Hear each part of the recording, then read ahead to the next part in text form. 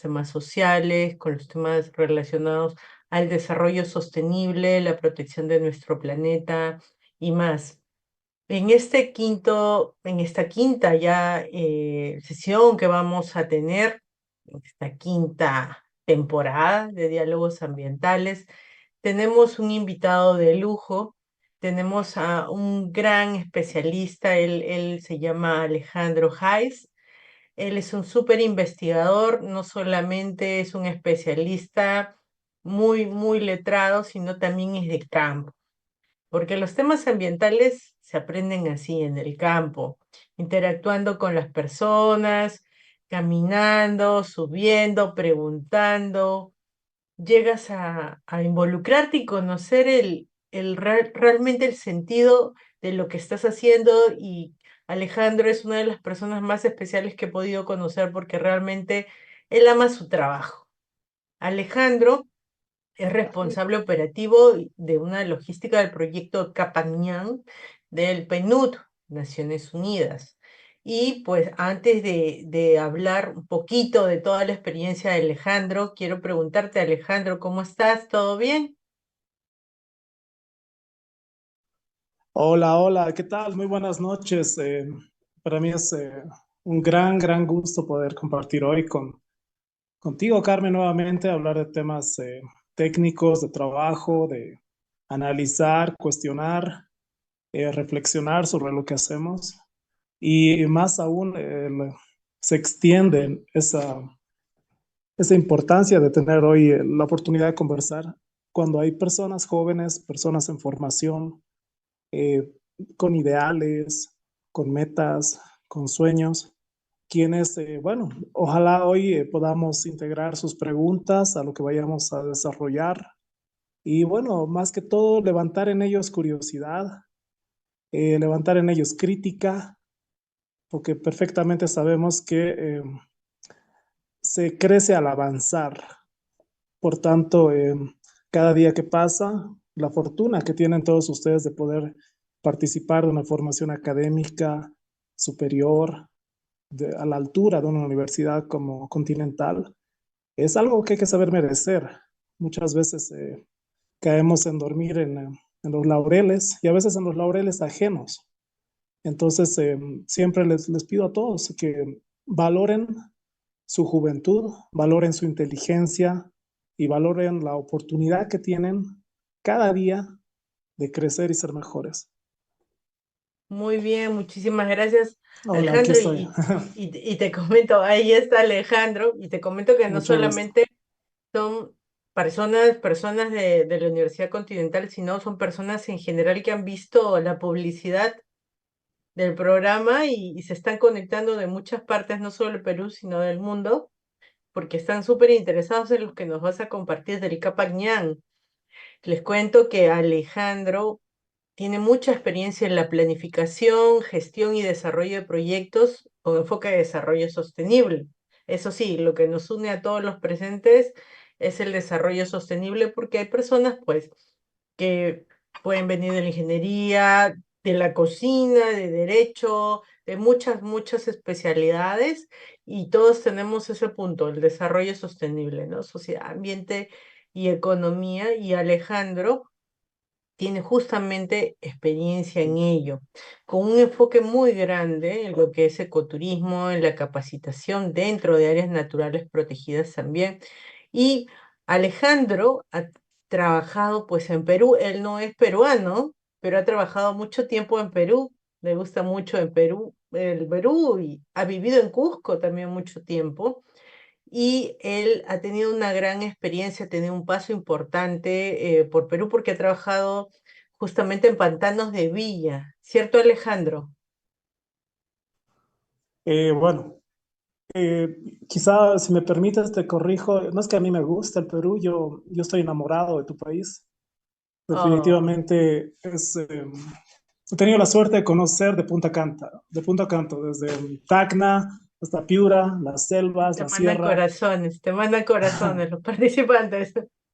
los, y las diferencias, las distintas naciones que hay en Perú. Así lo decimos en Bolivia. Nosotros somos un estado plurinacional, nos hemos identificado como tal. Y creo que ese concepto en Perú está como que todavía viendo dónde aterrizar, pero claro, si bien existe una unidad peruana, una entidad como Perú, dentro del maravilloso territorio peruano existen muchas naciones, mucha gente con ideología, perspectiva, cultura, sangre, muy variada, muy rica, muy exquisita. Bueno, y hablando de diversidad, mil disculpas a todas las personas que nos están escuchando hoy, que no pertenecen, que no están afiliadas directamente a la bandera de la universidad, pero igual, por favor, permítanme darles igual a ustedes la bienvenida por esas ganas de enterarse de nuevas cosas, de nutrir su conocimiento y de estar con esa hambre, con ese apetito por constantemente mejorar sus cualidades, sus potencialidades, sus herramientas profesionales, laborales, sociales, su afición por el desarrollo. Genial, Alejandro. Y Alejandro ha trabajado en la Municipalidad Metropolitana de Lima, ha sido responsable operativo de un proyecto súper importante del PNUD y ahora es justamente lo que va a compartir con nosotros el Capac Ñan. También es docente universitario en la Universidad Ecológica de Bolivia y tuvimos la gran oportunidad de conocernos porque ambos fuimos consultores en la Sociedad Zoológica de Frankfurt, que es una organización alemana, en la cual tuvimos la oportunidad pues de interactuar muchísimo con las personas y eso es súper rico. Fue una experiencia muy linda, porque creo que de eso se trata, integrar a la población en el desarrollo sostenible. Si las personas no captan lo importante que es el desarrollo sostenible, simplemente pues no van a ponerse al hombro el proyecto, no van a sumar en el proyecto y en vez de sumar, algunas veces pueden restar y no es lo que queremos. Bueno, de ahí vamos a seguir hablando con Alejandro de toda su experiencia, sus trabajos y las anécdotas que ha podido pasar en todo este tipo de proyectos que ha tenido la oportunidad él de desempeñarse. Pero pues vamos a darle ahora la palabra a Alejandro para que pueda compartir su presentación y lo que nos tiene que decir de Capañán. Te damos la palabra, Alejandro. Gracias, gracias. Al escucharte, vienen las remembranzas, ¿no? Del tiempo que recuerdo apenas nos conocíamos y estábamos viajando 2, 3 días metidos en la selva, al corazón del Manu, largas horas y jornadas viajando en bote, en barco, en lancha, llegando a comunidades que se podría decir que es la frontera del hombre, porque no sé si varios de ustedes están al tanto, pero ahí viven los Piasi, que son los pueblos indígenas no contactados, que están protegidos por ley peruana. Es una excepcionalidad que tiene el Perú de tener todavía estos factores humanos que por decisión propia, por voluntad, le dan la espalda a nuestro mundo, a nuestra cultura y mantienen su ley. Eso fue muy interesante. Y claro, también a ratos uno se mete a la selva urbana, que es la grandiosa Lima, y también tienen ahí sitios naturales reconocidos por UNESCO, por Naciones Unidas, que es Pantanos de Villa, que es un sitio Ramsar, reconocido por ser un humedal de excepcionales cualidades, de aves migratorias que llegan por millares desde Canadá, desde México, desde Colombia, desde Argentina, de Venezuela, que llegan aves a anidar justamente a Lima. Una experiencia igual muy interesante, ¿no? Porque todos quienes han tenido la suerte de pisar Lima saben que ya se merece de por sí el legado de una selva, ¿no? Hay que estar alerta, hay que estar despierto, si te duermes te comen, en, el, en todo sentido de la palabra. Entonces, sí, ha sido muy contrastante, digamos, la realidad que hemos podido compartir con Carmen, que también te puedo decir que usted es una mujer que se ensucia las botas, que va donde pocos valerosos se atreven a ir, con tal de difundir eh, ese propósito que tenemos, esa misión, esa causa común que va de la mano, ¿no? de desarrollar, de crecer, de mejorar, de dar prosperidad, de dar trabajo, de generar economía, pero de un sentido moralmente aceptable en términos de cuidar a las personas, cuidar a tus colegas, a la naturaleza, a las creencias, donde uno vaya. Ahí quizás está el arte de nuestro trabajo, ¿no? Poder equilibrar esa avalancha de ideas que uno tiene del extranjero, de Europa, de Norteamérica, de la universidad, del Internet, y poderlo equiparar con lo que uno encuentra en campo, que son situaciones duras a todo nivel. Uno va con la idea de hacer un proyecto de turismo y, bueno, terminas estableciendo proyectos educativos, netamente, o temas de mujer, temas de género. Eh, y ahí están las bonitas aristas del trabajo en campo, ¿no? No es un tema cerrado de tengo que hacer A, B, C y me voy. No, para nada. Eso es, yo creo, desmerecer la profesión. Uno, no sé cómo es en el Perú, pero cuando uno logra la titulación en Bolivia, uno hace un juramento.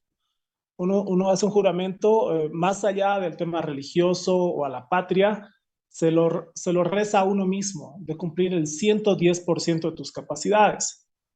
¿Y por qué? Porque vivimos en países que necesitan profesionales. Y no ser profesional, tener el título, no ser profesional, simplemente estar involucrado en una institución, sino realmente ponerte la mano al pecho y decir, este es mi momento de actuar. Las capacidades que yo tengo son para ejercerlas y llevar a puerto.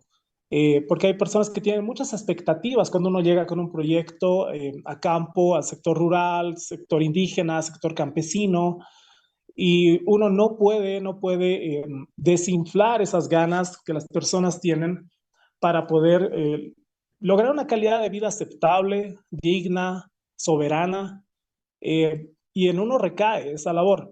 Lo que nosotros hemos hecho, o mi participación específica en el proyecto de Capacñán, porque, bueno, yo les cuento, es un proyecto que ya tiene más, ya está llegando a los 25 años. Entonces, como se dice, personas pasan, la institución sigue. Ese es un proyecto que empezó en 2001. 2014 se tuvo la gran el hito de lograr el reconocimiento de parte de Naciones Unidas para ser considerado un sitio patrimonial de nuestra humanidad.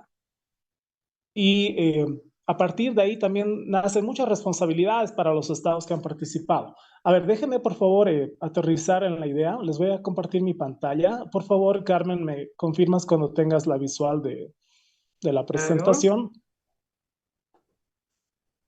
y arrancamos ahí. perfecto, se ve. Se ve. A ver, le vamos a quitar esos blancos que marean.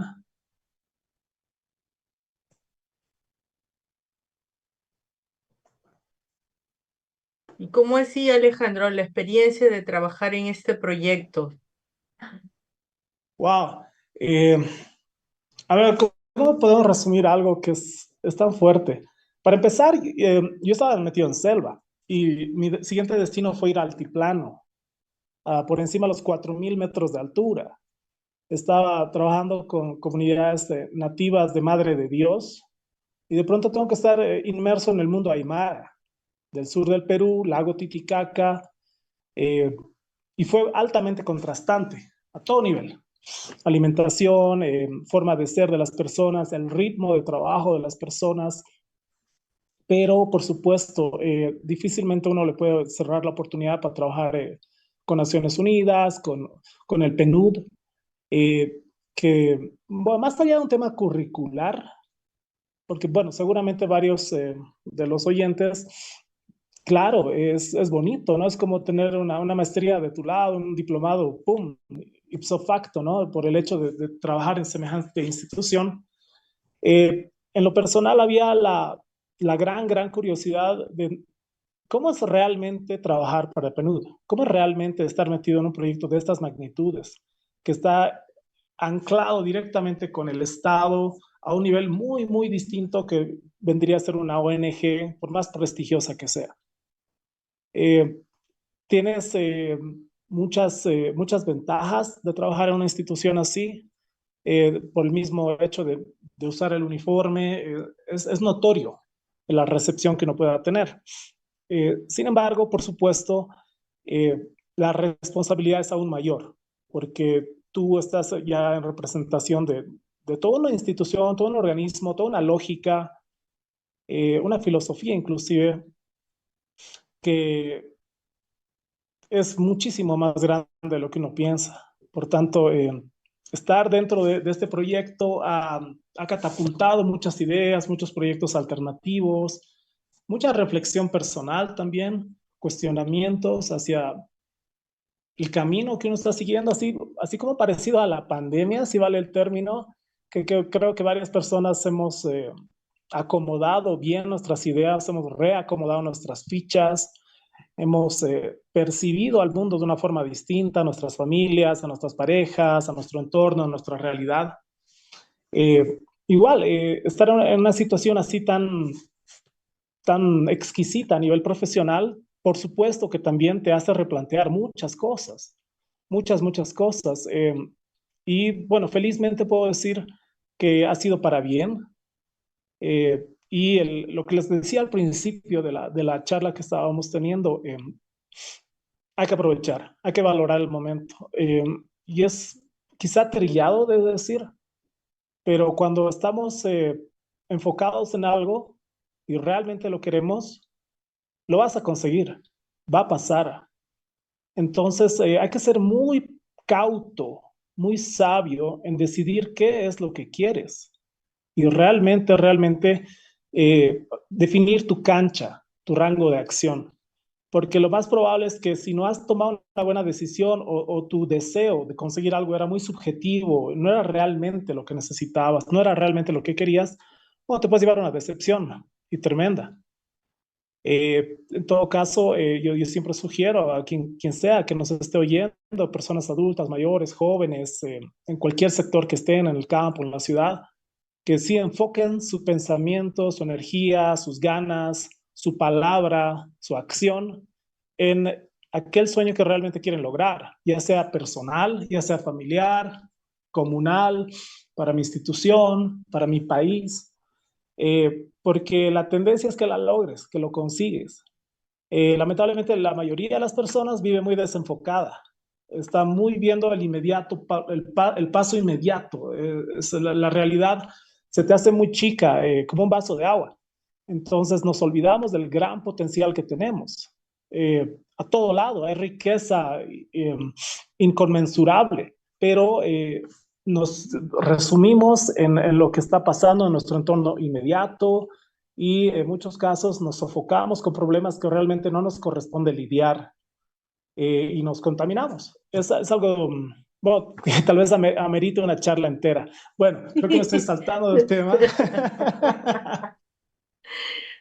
Alejandro, una consulta. ¿Cuán difícil fue poder coordinar tantos países a la vez? Porque de por sí llegar a un consenso entre personas, entre actores, entre personas jurídicas es complicado. Llegar a acuerdos entre países muchísimo más. ¿Cuán difícil fue promover justamente este turismo a raíz del Capañán? ¿Fue difícil? ¿Fue fácil? ¿Viste la colaboración más por parte de algunos países? Algunos tal vez colaboraban menos. ¿Se pudo rescatar ello? Ya, esa es una pregunta muy buena. Fíjense, cuando todo este proyecto inicia es el 2001. Más de 10 años después, 13 años después, 2014, es cuando se logra este sello de patrimonio mundial.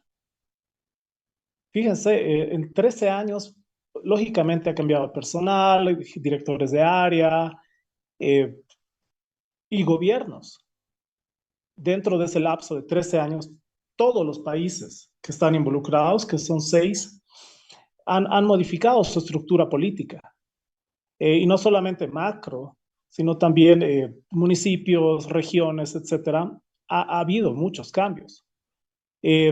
Particularmente el proyecto en el que yo he trabajado estaba integrando a Ecuador, Perú y Bolivia. Sin embargo, el Gran Capañán integra también a la Argentina, a Chile y a Colombia. Son aproximadamente unos 30.000 kilómetros de redes de integración precolombinas. A veces como que se lo tacha exclusivamente de un tema incaico, porque claro, lógicamente cuando llegó el español, el mundo eh, que se entendía por donde estamos, las tierras andinas, era el incanato. Sin embargo, recordemos que era un imperio en constante expansión y evolución. Entonces, los caminos están hechos para usarse, no importa quién venga.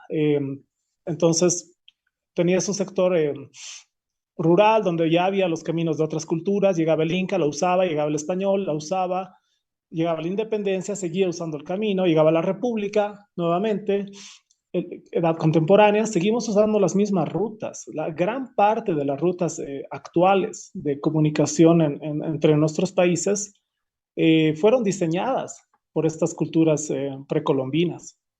Y eso es muy interesante de analizar. Sin ir lejos, en la Gran Lima están por todas partes, las ruinas, los sitios arqueológicos, las huacas, los templos, los cuarteles militares, los tambos de abastecimiento, textiles, de bebidas, de producción agrícola, de animales. Entonces, es una constante evolución de lo que se ha encontrado. Este proyecto básicamente tiene tres anclas. La primera es trabajar en la valorización, para lo cual requieres de investigación, y ahí entran muchos factores técnicos, especialistas, científicos, para identificar el nivel de evolución que ha tenido cada cultura, sus costumbres, etcétera. Y por último, lo que viene a ser la conservación. Dentro del área de conservación es donde yo he trabajado, que estaba más abocado al uso social. Ahora tú me dices, ¿qué tan difícil ha sido poder coordinar esto? Imagínate que en esos 13 años, hasta que se haya logrado el sello de patrimonio de la humanidad a la actualidad, también ha pasado una gran cantidad de años. Sin embargo, y ejemplarmente, realmente ejemplarmente, la integración y el eje de trabajo continúa. No sé si es porque es un tema cultural, porque las personas que están involucradas en temas de cultura difieren mucho en la personalidad, en los objetivos, en la cepa de personas que están metidos más en temas productivos, industriales, legales, etcétera, ¿no? No sé, pareciera que se brinda una facilidad muy interesante, eso sería digno de estudiar, el por qué algo así unifica a las personas o despierta un sano criterio de colaboración. No, no sé si a ustedes, a los oyentes, les pasa aquello, cuando alguien viene con una idea cultural, artística, una exposición, un concierto, el tema del legado arqueológico, como que no genera un rechazo per se, a diferencia de otras ideas, inclusive la naturaleza, cuidar los bosques, cuidar los ríos, el agua, hay recelo en ello porque incide en tu comportamiento, en lo que tú tienes que hacer. Felizmente, trabajar en este tipo de proyectos, yo he visto eso, que era notorio, que personas que si estuvieses pidiéndoles de trabajar otro tipo de actividad, de frente te hubiesen dicho que no, o que hubieran analizado primero cuál era su perspectiva respecto a ello, le conviene, no le conviene, vamos adelante, o qué puedo rescatar de esto. Legítimamente puedo decir que en Latinoamérica, países andinos, muy fuerte en el eje de Perú, Bolivia y Ecuador, eh, es auténtico el deseo de valorizar nuestra cultura. Eso nos une, realmente lo hace. Y son muy pocas, son muy contadas las cosas que podemos decir que unifican a la población. Genial, muy bien. Dime una cosa. Y estas reuniones que se tomaron por tanto tiempo entre países para poder ser reconocidos como el Capangán, tengo entendido que se han realizado en Francia, ¿cierto? En París. Bueno, es que es en Francia, donde está conformado el cuerpo de UNESCO, y que tampoco se reúnen todo el tiempo, son un mes al año que distintos delegados de varios países analizan las propuestas respecto a la conformación de algún sitio patrimonial o de revisar planes de trabajo, de analizar inclusive la ampliación, lo que hemos hecho nosotros con el Manu. Entonces, son ventanas de oportunidad que se dan en las cuales todos los países, no solamente el Perú, presenta ante el mundo, si vale el término, sus términos. No sé si recuerdas tú que estábamos ahí armando el expediente para el Manu y se sentía esa carga de presión porque era nuestra única oportunidad del año de que lo revisen. Y hay mucha expectativa, ¿no? Los políticos con los que trabajábamos, los alcaldes, los gobernadores de las regiones, porque estábamos involucrando a Madre de Dios y a Cusco, 6 distritos y miles de personas. Entonces, era muy desafiante eh, el momento de presentar tu documento, porque ahí ya no había corrección, ya no había revisen esto o aquello. Era blanco, negro, era un sí o un no. Y de igual forma, presentar este tipo de proyectos, bueno, en su momento, porque yo no estaba presente en el 2014, eh, estoy seguro que acarreaba el mismo nivel de tensión, pero a la vez el respaldo de 6 países, lógicamente, tiene una magnitud mucho más grande, ¿no? Ya no era solamente el Perú que estaba presentando esto ante los ojos del mundo, de las Naciones Unidas, sino realmente eran 6 gobiernos que habían demostrado que a pesar de las coyunturas políticas, de las dificultades de transición de gobierno, eh, obviamente temas de pobreza, corrupción, narcotráfico. Sin embargo, se llegaba a puerto y se demostraba que se estaba trabajando. Y los resultados más grandes han sido después de conseguir esto, porque ahí empezaba a recibir el financiamiento el Estado. El proyecto la etapa del proyecto en la cual yo estaba involucrado fue financiado por Italia, por el Fondo de Cooperación Italiano, eh, Ujú. quienes, por supuesto, estaban muy interesados en promover el uso social de estos caminos, porque recordemos que son rutas que atraviesan propiedades privadas, comunidades, ciudades. Entonces, Sí. ¿de quién es? ¿Quién es el propietario de esto? Porque ya está en uso actual. Hay personas que han desviado el camino, pero se lo sigue usando. Hay gente que no quiere recibir turismo. Eso también hay que ser bien claro. Eh, si bien uno desde su punto de vista entiende al turismo como algo que genera trabajo, que genera oportunidades para la población local, capacitación, entrenamiento, integración, también acarrea, y no hay que ser sesgado en esto, también conlleva un impacto, no solamente a nivel social, sino también ambiental. Lamentablemente, lo que te decía detrás de cámaras, ¿no? El asunto ético. ¿Hasta qué punto mi proyecto es ecoturístico? ¿Hasta qué punto es rural comunitario? Es un eslogan bonito que se ve bien en el polo, en la página web, que tenemos responsabilidad social, que estamos aportando a las comunidades. Es legítimo decir eso, eh, porque, claro, es fácil hacer dinero a costa de un eslogan, ¿no? De salud, de bienestar, de cuidar a la naturaleza, de abrazar a los animalitos. Pero, ¿qué hay detrás de cámaras? ¿Qué está pasando realmente en estas empresas, en estos emprendimientos? ¿La comunidad verídicamente se beneficia O en todo del uso? caso, si la comunidad está enterada, porque muchas veces eso pasaba, ¿no? Especialmente hablamos de hace unos 50, 60 años atrás, cuando el tema ambiental era importante, pero no se hacía mucho lo que es participación ciudadana, menos consulta previa, y las decisiones y la necesidad de proteger eran inmediatas. Entonces, se establecían algunos lugares intangibles y muchas veces las comunidades no estaban enteradas, ¿no? Tú ibas, le preguntabas, ¿sabe usted que está en un área intangible? Pues no, no estoy. Entonces ahora creo que un poco esa visión está cambiando porque se está dando no solo, no solamente en Latinoamérica, sino a nivel ya mundial, se está verificando que efectivamente pues las personas sepan qué sobre ellos va a pasar o van a tener una carretera, va a pasar una carretera, o van a tener un área intangible o un área que pueden utilizar, pero van a tener algunas limitaciones. Y justamente nos proyectas ahora unos caminos y viene mi siguiente pregunta. ¿Cuán difícil? Porque esta es la parte más difícil, hacer la identificación de los caminos, ¿no? No debe ser sencillo.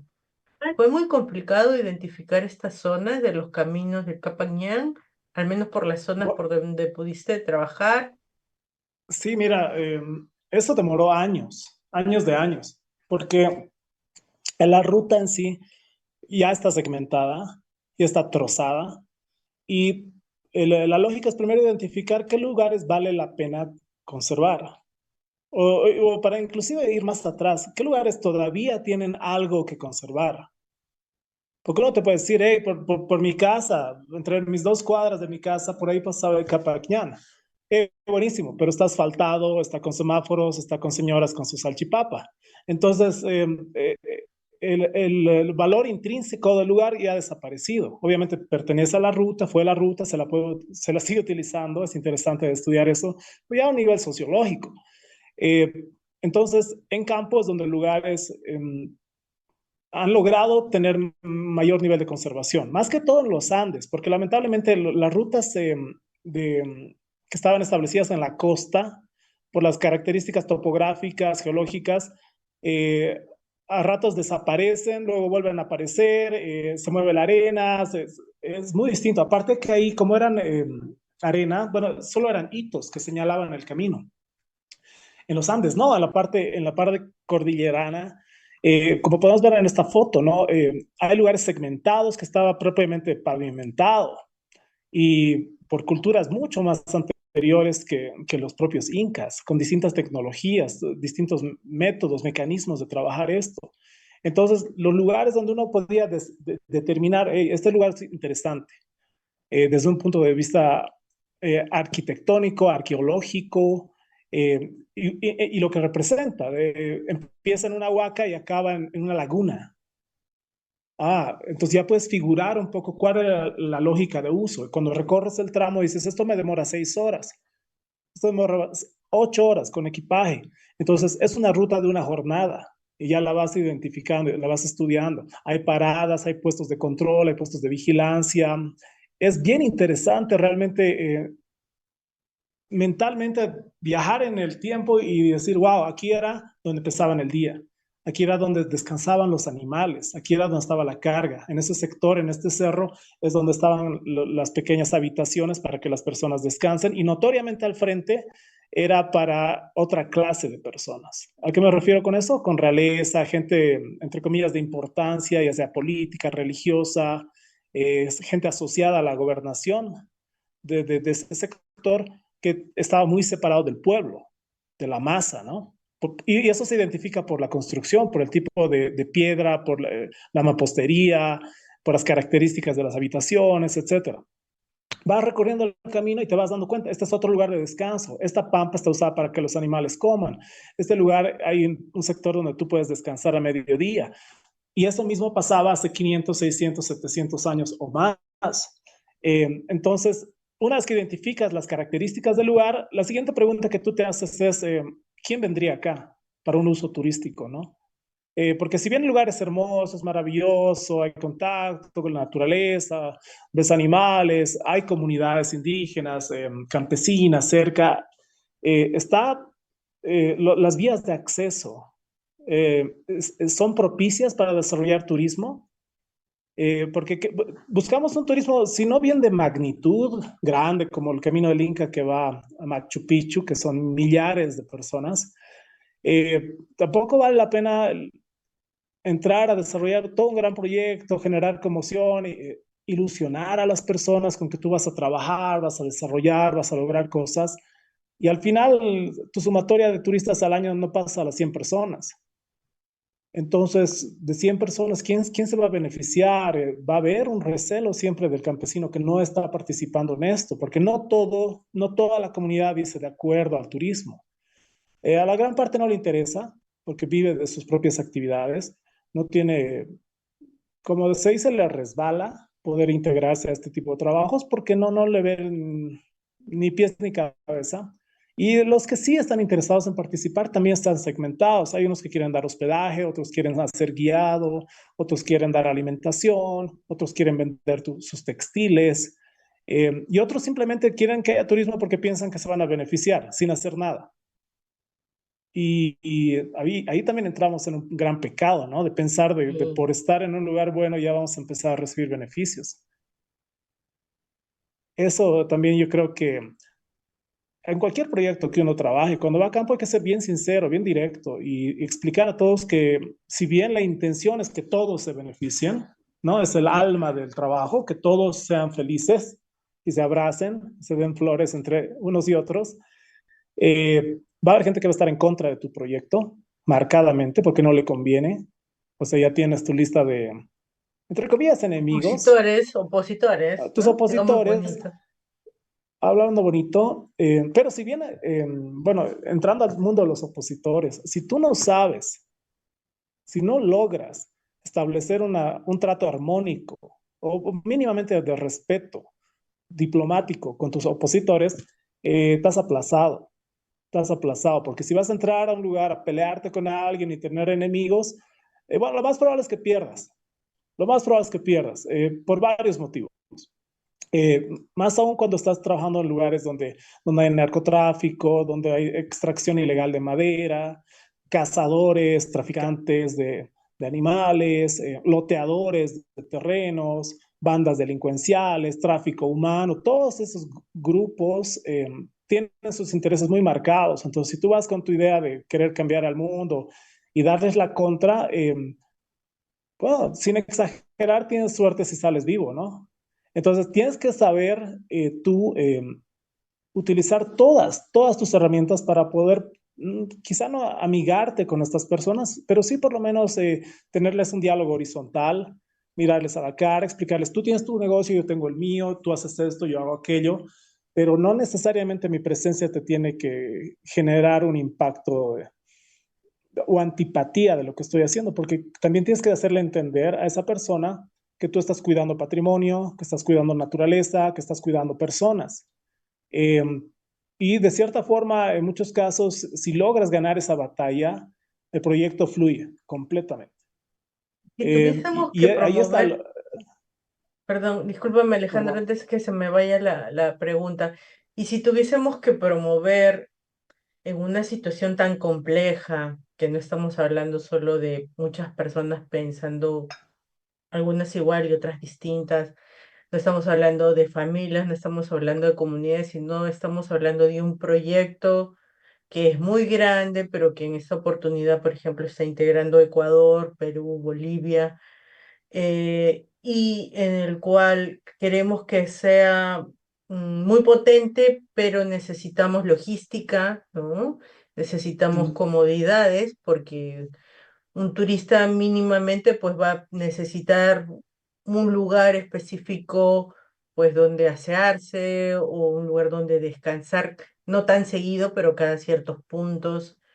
¿Qué podríamos ofrecer para que esta oportunidad de tener un Capañán entre nuestros tres países pueda ser viable? Algo que se me vino a la mente mientras te escuchaba eran los observadores de aves.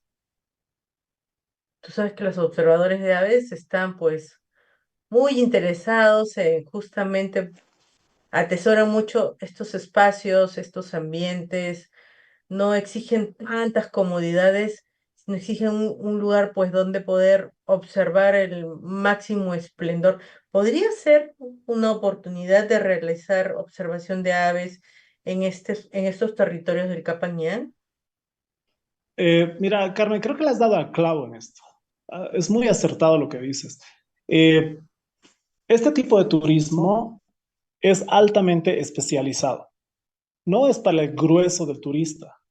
El grueso del turista quiere estar en el casino, quiere estar en la piscina, quiere estar en la playa, quiere ir a bailar, quiere los mejores restaurantes. Esa es la idea del turista. Global, global. Entonces tenemos un reducido margen de personas que apuestan por esa libertad de ir al campo, de estar con los animales, que podría ser lo que tú bien dices de la observación de aves, que tiene un segmento de mercado muy interesante y muy económicamente es de élite. Entonces, por tanto, las personas que te van a pagar, te pueden pagar lo que te pagarían 5 o 10 turistas, una sola, porque ellos saben lo que están buscando. Pero así como tú dices, bird watching, que se dice, ¿no? El avistamiento de aves, eh, hay gente que le gusta los textiles y viaja por todo el mundo coleccionando textiles y no solo quiere el producto, quiere ver desde la planta con la que tú produces los colores, quieres conocer a la persona que está fabricando el textil, quieres ver su condición de vida, quieres tener ese contacto, impregnarte con la prenda. Entonces, propiamente cuando tú vuelves a tu casa en Italia y tienes, oh, y este textil es peruano, y aquel es ecuatoriano, y esta es de una familia, y ellos son quechuas, y estos son aymaras, y cuentas la historia. Y así, asá, cerámicas, hay personas que le gusta ir al tema agropecuario, el tema místico, que también lógicamente está muy presente en estas zonas. Eh, ¿Cómo se resume esto que tú has mencionado? En identificar la vocación del sitio para el turismo.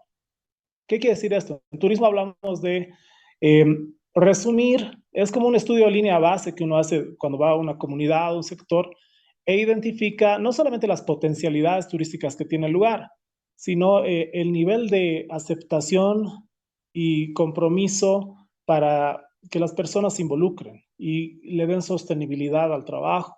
Porque, por ejemplo, en Puno, donde yo estaba justamente, ese era mi eje de trabajo, la gente está muy, muy metida en el turismo, porque Puno es una ciudad turística y mucho por las islas flotantes que tiene, ¿no? La nación Urus, que ya está prácticamente un poco extinta, ¿no? En nuestros países, pero se la han heredado al mundo aymara.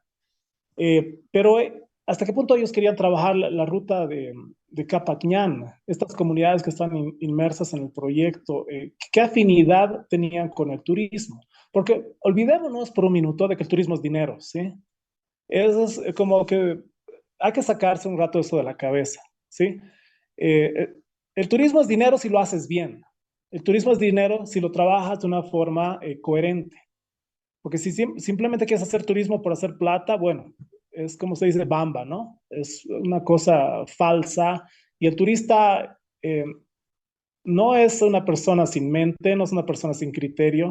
Y más aún el turista especializado, el del que estamos hablando. Las personas que irían al Capañán, las personas que irían a ver a una cholita llevando a las ovejas de una comunidad a otra en primavera, no es gente carente de un sentido analítico de lo que está ocurriendo en su entorno. No me malentiendan, pero quizá una persona que sí decida su vacación ir a la piscina y estarse emborrachando y ver chicas en la playa, obviamente su pensamiento está en otro lado. Está más en diversión, en pasarla bien, en relajarse, en no darle importancia a nada, están de vacaciones, 15 días, uf, a tirar el sombrero al cielo. Pero la persona que viaja a este tipo de destinos turísticos están muy enfocadas, muy estudiadas a dónde están yendo, qué están yendo a hacer.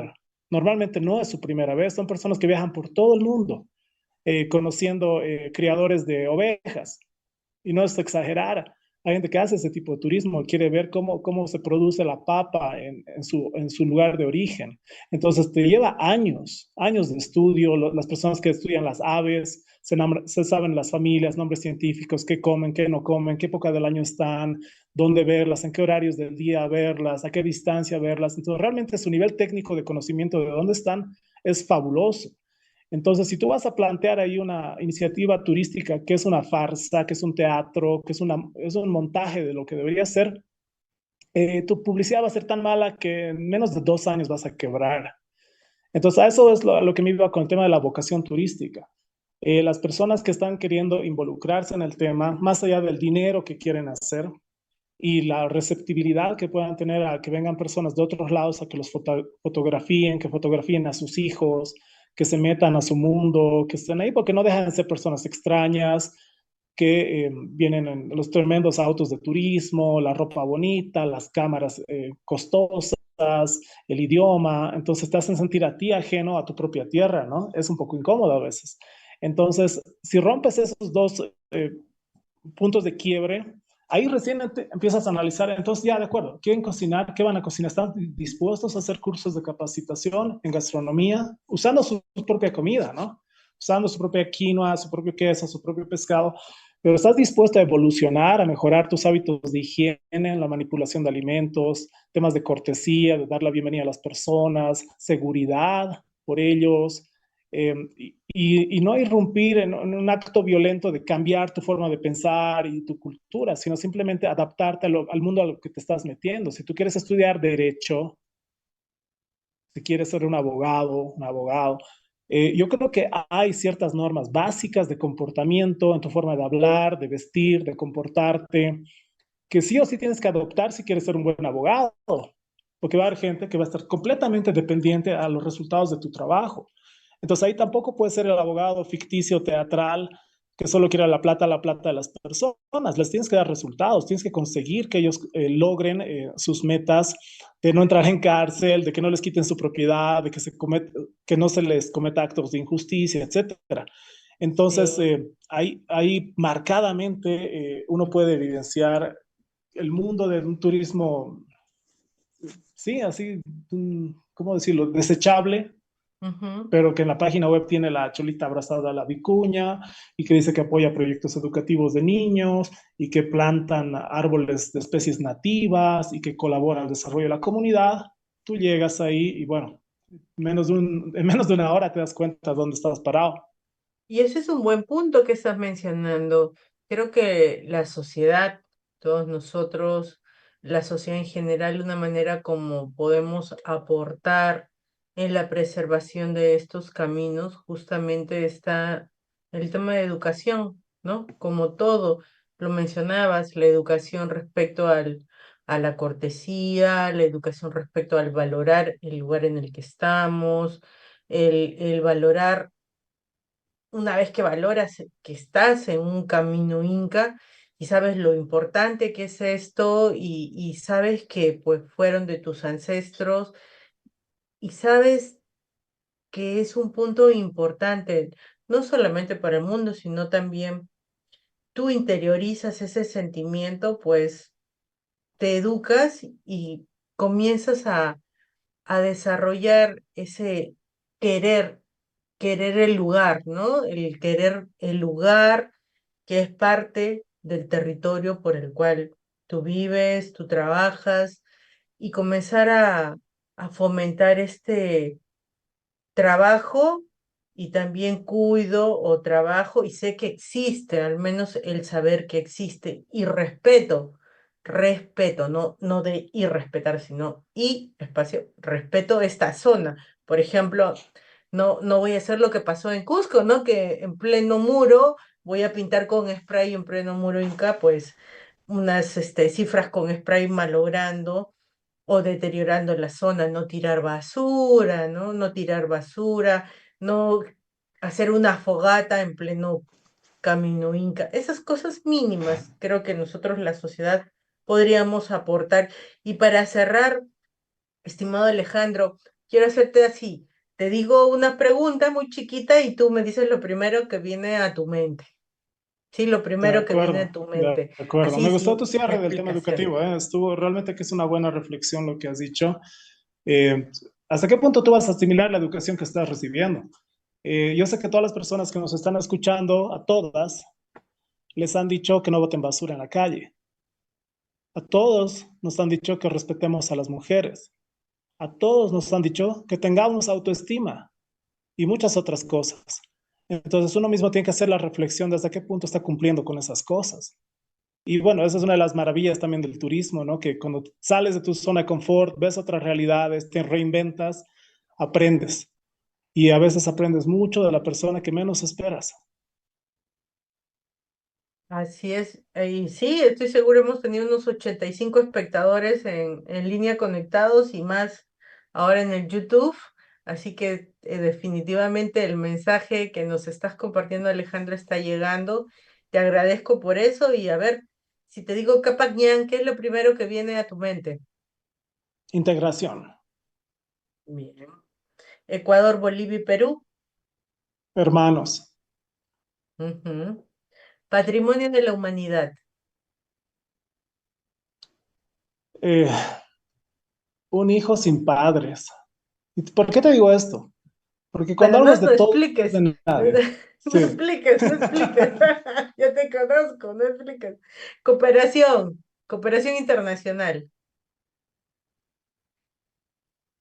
Wow, esa es la más difícil de responder. Cooperación internacional, Que te salga, ¿eh?